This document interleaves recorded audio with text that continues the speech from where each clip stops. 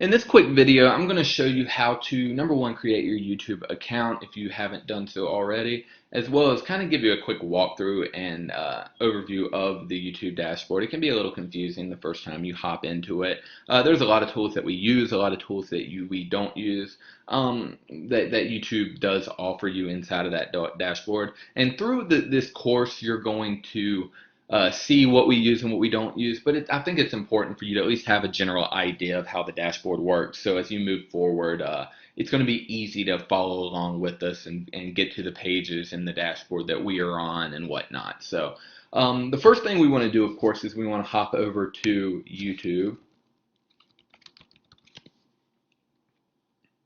All right, so when we're here on the YouTube, of course, if you don't already have an account, you're likely to see a page like this where it has a sign in button and upload button.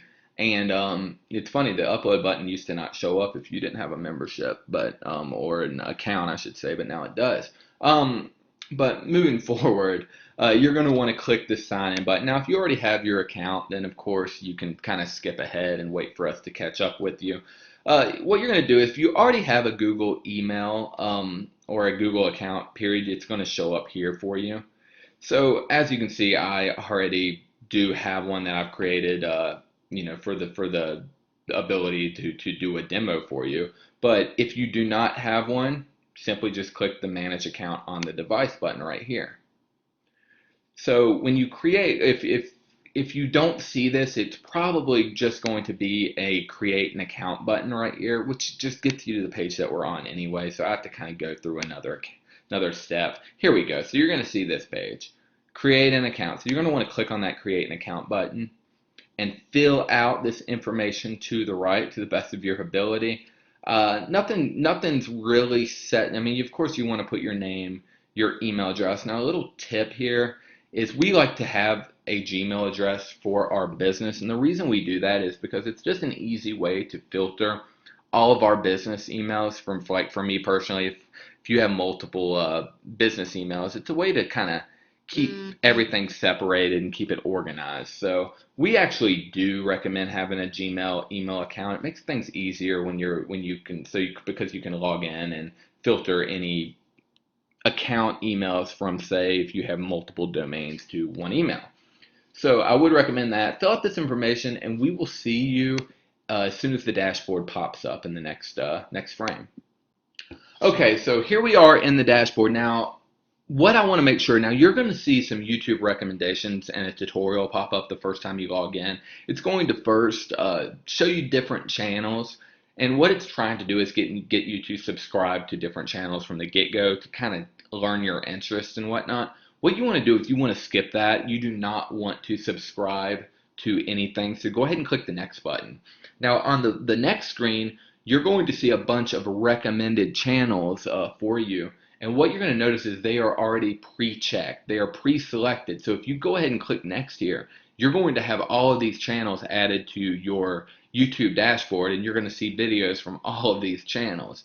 You do not want that, I can promise you. If you do want to see stuff that you're interested in, there's nothing stopping you from creating a different YouTube account and making it your personal account. But you want to keep your business account strictly business, because if you are on your business account and all of a sudden you see the different videos and things popping up that you're subscribed to, that you're personally subscribed to, like music and games and stuff like that may be of interest to you, it can really cause for procrastination. It can really kind of slow down your success as a business owner if you're not careful. So saying that, we definitely recommend separating anything personal from your business, and only subscribe on your business account, YouTube account, to channels of interest for that business or channels of competitors, so you can keep an eye on what's working for them and things like that. So next, what you're going to do is you're going to see a page like this. So I didn't like any pages. I didn't subscribe to any pages, but YouTube's still going to make you see their worldwide recommendations. So there's not a lot you can do about that. Totally cool, not a big deal. What I want you to do next, you may have already uploaded an image, but if not, you just want to click on this little blue image over there, or whatever picture you've uploaded. Now, Under the upload button, you're going to see a YouTube, and then this is actually your YouTube dashboard for the main, for the main purpose of using YouTube. You're going to do so with these 4 links. So the first thing we're going to do is we're going to click on My Channel. What My Channel is this is a page. It's kind of like your profile if you're on Facebook or the front page of your website. It's going to give a snapshot of what your business is, more or less. So what you're going to do is you're going to want to click on the About page. And what that is, that's a location where you can tell everyone what your channel is about. Now, do not fill out the channel description yet. I want you to watch this entire program before you actually begin by adding your channel description, believe it or not.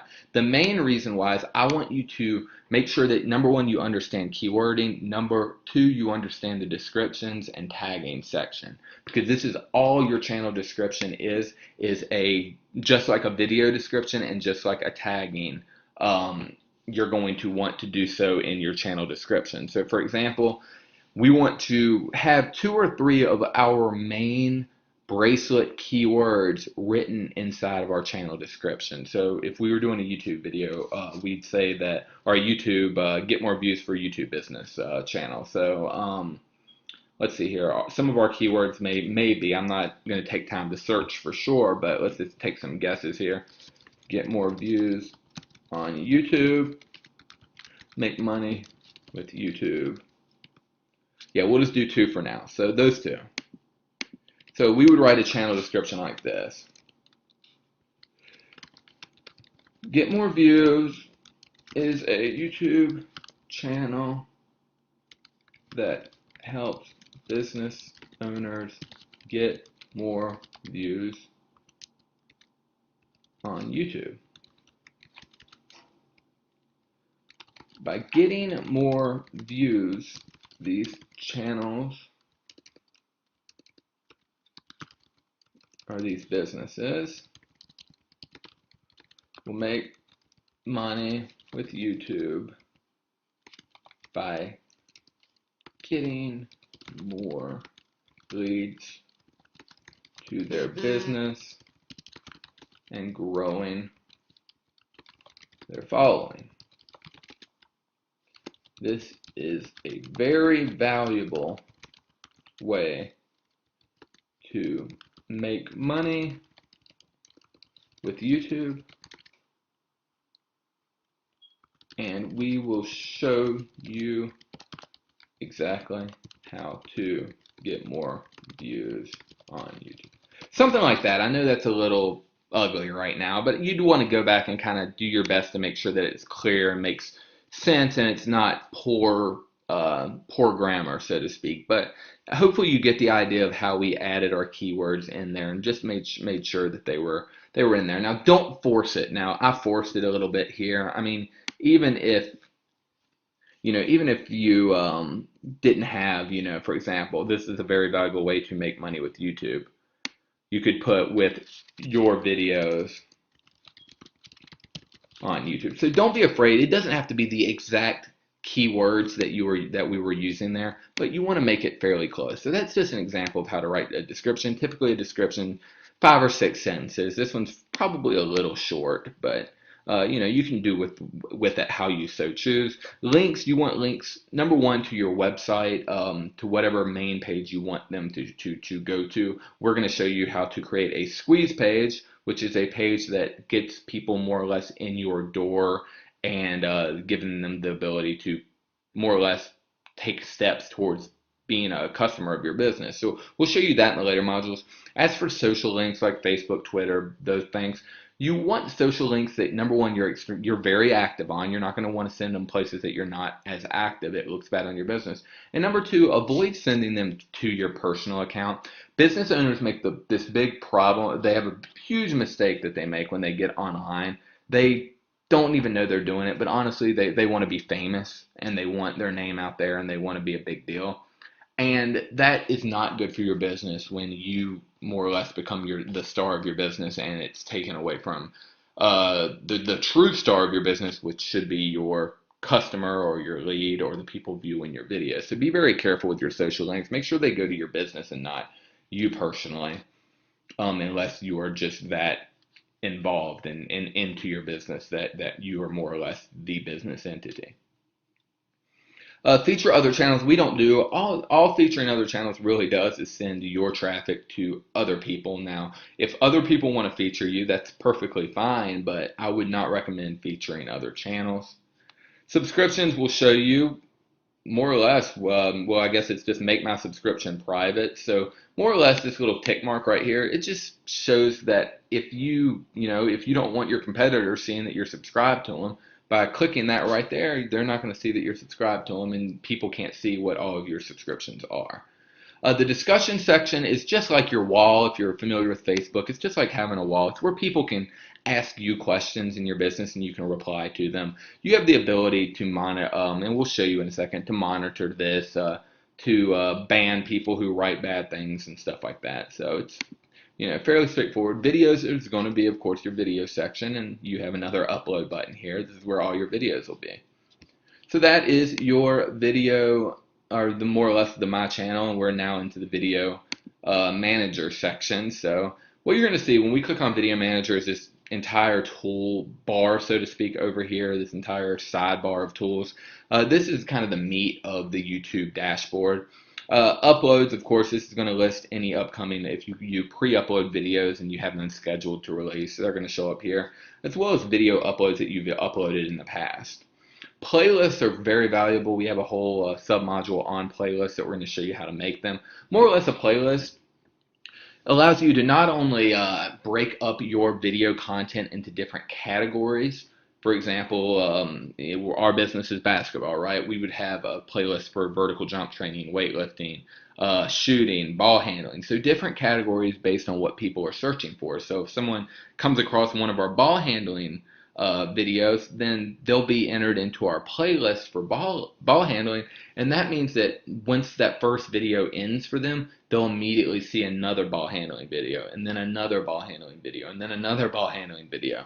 And how that's valuable is, number one, of course, it gets us more views, and more views typically means more exposure via YouTube, but also it allows for those leads that are very valuable to have more of an opportunity to click on annotations, which are links on your videos that will take them to your website and stuff, and get them on your mailing list and things like that. So very valuable. The other really cool thing about playlists is whenever a YouTube video ends, you may be aware of this, whenever a YouTube video ends, the like 6 videos are recommended at the very end of the video. So those 6 recommendations are typically based on the video you just watched.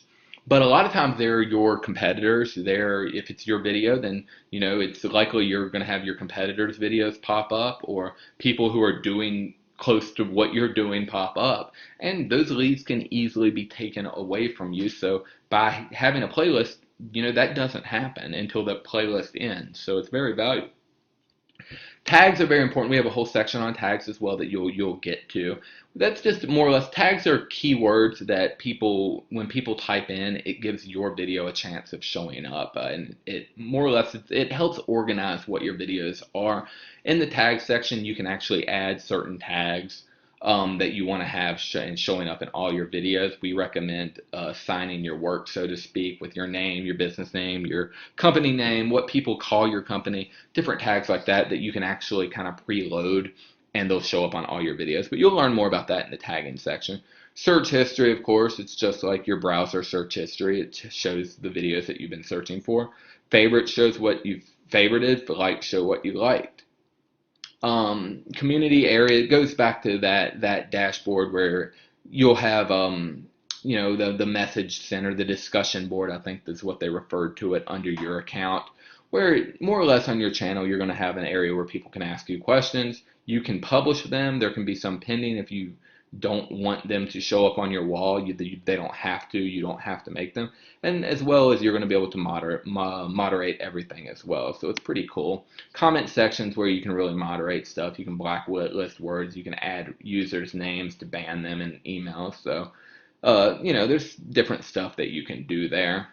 Down here on your channel, you can hold all comments for review. We recommend that so people can't say, oh, this dude sucks, blah, blah, blah, So that way you can review all comments coming in and only show the ones that you want to show. And then on your new videos, allow all comments. We recommend allowing all comments. If you're getting that much heat on your videos, then you need to change up how you're doing your videos. So we recommend allowing all comments, because what we've noticed is we've built up such a great following. If someone comes on and says something negative about us, they get blasted by our fans. Inbox is where you can receive, and more or less, this is where you can click on anyone's profile and send them a message. This is where your messages will be located, as well as videos can be shared with you. Different comments that come in on your videos will be shown here. Different contact notifications and information like that. Your channel settings are, it's just a bunch of tools that are very valuable. Monetization, we found that by adding ads on our videos, it didn't cost us any money. For example, it didn't hurt how many people were clicking on our links and on our annotations in our videos. So we went ahead and enabled our monetization, and we get decent money from this, enough to pay out a lot of staff. So it's pretty powerful just to add this on. You may want to test this to see if it hurts your annotation click-through rates, which you'll learn more about that later on in this program. Longer videos, we recommend in this course to have 2-minute videos, and then one 10-minute plus video a month. And what you're going to learn, you'll learn about that later on, but if your video shows up and you find have a video, like for one of our videos is 16 minutes long, you're going to want to come into your feature section and actually enable this. So you want to do that there. The rest of this information you can look through and decide what you want, don't want. You're going to want custom thumbnails. We'll get into that later as well. Those are just simply images that show up instead of YouTube will just take a clip from your video, and that'll be kind of the still frame that they use to try to get people to click on the video. You can upload custom thumbnails that tend to have a better click-through rate. So defaults, more or less, it allows you to set up certain information for upcoming videos. We don't fool with defaults at all, to be honest with you. We don't really mess with it, so not something necessary. Now, something really cool here is you can add your company logo or your website as a watermark to your video. Something we recommend, especially now if your video has a big following. You're going to notice a lot of YouTube channels will get their videos more or less stolen and posted on different Facebook pages. So their administrators will go to YouTube and steal content and post them, because Facebook doesn't give YouTube video links any exposure. Because Facebook wants you to upload videos to Facebook, not post YouTube links to Facebook. So it's pretty valuable if you add a watermark at least. I mean, there's not a lot you can do. I mean, you can go to certain pages and request to have them removed, but Facebook makes it a very difficult process. So it's, honestly at this point, it's probably best just to add a watermark and consider it free advertising, unfortunately. And then secondly, feature one of your videos or playlists across all of your videos. So if you have a certain video you want everyone to see and you want to kind of push hard, you can do so by having a featured video or a playlist. We'd recommend a playlist, honestly, show up right here. So yep, moving forward, Fan Finder. This is a free service that YouTube's added where you can create, and they'll give you the guidelines to do so. You can create a little more or less commercial for your channel, and YouTube will promote it to people who would be interested in it for free. So it's a pretty good deal. I highly recommend doing it.